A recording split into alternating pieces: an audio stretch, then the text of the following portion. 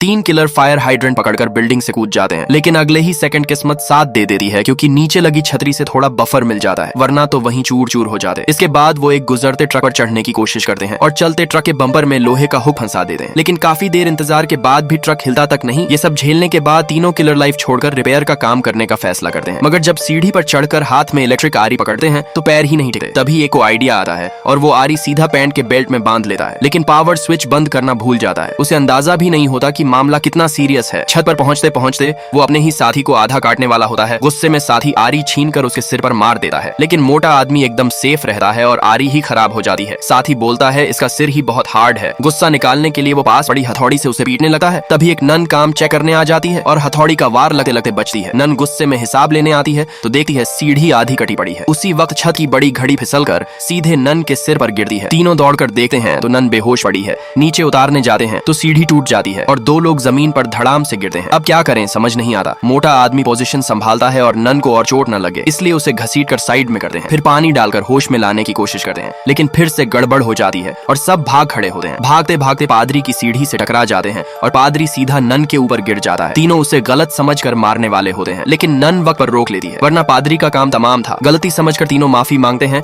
मगर पादरी गुस्से में उन्हें जमकर पीट देता है और एक बड़ा फैसला सुनाता है कि अनाथालय के पास पैसे नहीं है और वो बंद होने वाला है। ये सुनकर तीनों फैसला करते हैं कि अपने हाथों से पैसा कमाकर अनाथालय को बचाएंगे, क्योंकि 20 साल पहले एक गाड़ी अनाथालय के सामने एक रहस्यमयी पैकेट फेंक गई थी। नन ने खोला तो अंदर 3 प्यारे बच्चे थे और वहीं तीनों अनाथालय में पले बड़े होकर ये शैतान बच्चे बन गए। एक बार नन के मुंह के इलाज के नाम पर उसे टेबल से बांधकर बेहोश कर दिया और खाना लगने की खबर मिलते ही सब छोड़कर भाग गए। परेशान होकर ननों ने इन्हें गोद देने का फैसला किया। एक कपल आया और सिर्फ एक बच्चे मोहन को ले गया, लेकिन मोहन अपने दोस्तों रोहन और बिटू के बिना रहने को तैयार नहीं हुआ और वापस आ गया। तीनों फिर साथ बड़े हुए और जवान होकर वही किलर बने। अब सड़क पर बोर्ड लटकाकर खड़े होते हैं कि पैसे दो और जो बोलो वो करेंगे। तभी एक आदमी और औरत आते हैं। आदमी कहता है वो मरने वाला है और अपनी जिंदगी खत्म करवाना चाहता है। असल में औरत अपने पति शेरू को मरवाने की साजिश रच रही होती है। तीनों जोश में काम शुरू कर देते हैं, लेकिन बाद में पता चलता है कि शेरू जिंदा है। वो नर्स बनकर हॉस्पिटल पहुंचते हैं। शेरू छिपता है, लेकिन ये लोग हार नहीं मानते। काम करके छत से कूदे हैं और उसी दौरान उन्हें अपना बचपन का दोस्त मोनू दिखता है जो गोद लिया गया था। मोनू फोटो खींचकर घर ले जाता है और उसकी पत्नी फोटो देखकर सन्न रह जाती है, क्योंकि मरने वाला पति वही मोनू होता है। सच्चाई समझते ही तीनों पुलिस को सब बता देते हैं। पुलिस औरत और उसके साथी को पकड़ लेती है और मोनू कृतज्ञ होकर अनाथालय दोबारा बनवाने का फैसला करता है। लाइक सब्सक्राइब कर देना, भगवान आपको बहुत खुशी देगा।